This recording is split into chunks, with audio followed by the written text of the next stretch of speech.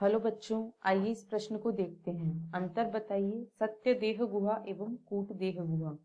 तो इस प्रश्न की जो मुख्य अवधारणा है, मुख्य अवधारणा वह है देह गुहा। देह गुहा क्या है? जो शरीर की भित्ति होती है, शरीर की भित्ति एवं आहार नाल, इसके बीच पाई जाने वाली गुहा, के बीच पाई जाने वाली गुहा, इसे ही देह गुहा कहते हैं। और देह गुहा जीवों के बीच वर्गीकरण का एक महत्वपूर्ण आधार होता है।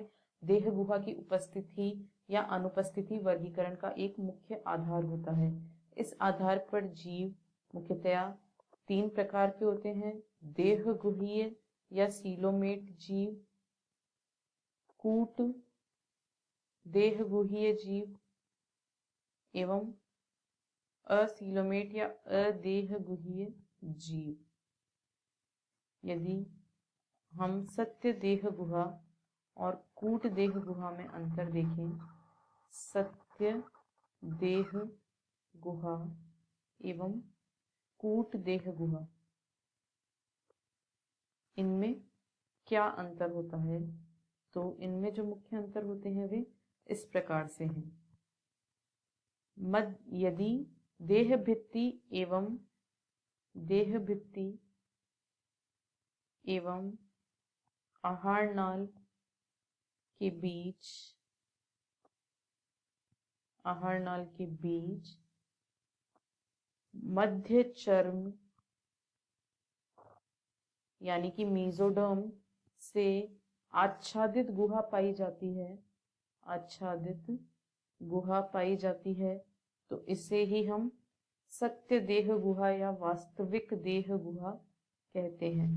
यदि जो देह गुहा है वह मेसोडर्म या मध्य चर्म से आच्छादित है, तो इसे हम सत्य देह गुहा या सीलोम कहते हैं। और ऐसे जीवों को प्रगुहीय या देह गुहीय सीलोमेट जीव कहा जाता है।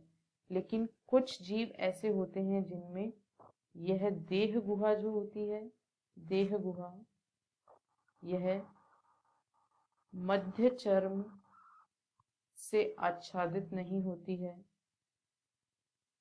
कुछ जीवों में देह गुहा मध्य चर्म से आच्छादित नहीं होती है, बल्कि इनमें क्या होता है, जो मध्य त्वचा होती है, मध्य त्वचा, यह बाह्य एवं अंतः त्वचा के बीच बिखरी हुई थैली के रूप में पाई जाती है। यह बाह्य त्वचा एवं अंतः त्वचा के बीच बिखरी हुई थैली के रूप में पाई जाती है। अतः क्योंकि यहाँ पर जो देह गुहा है वह वास्तविक मध्य चर्म रूप से आच्छादित नहीं है, बल्कि जो मध्य चर्म है वह बिखरी हुई थैली के रूप में उपस्थित है, इसलिए इसे हम कूट देह गुहा कहते हैं। यदि सत्य देह गुहा के उदाहरण देखें तो एनेलिडा, संघ एनेलिडा, मोलस्का इत्यादि के जो जीव होते हैं ये सत्य देह गुहीय जीव होते हैं, जबकि संघ एस्केहेलमिन्थीज, इस संघ के जो जीव होते हैं वे कूट देह गुहीय जीव होते हैं।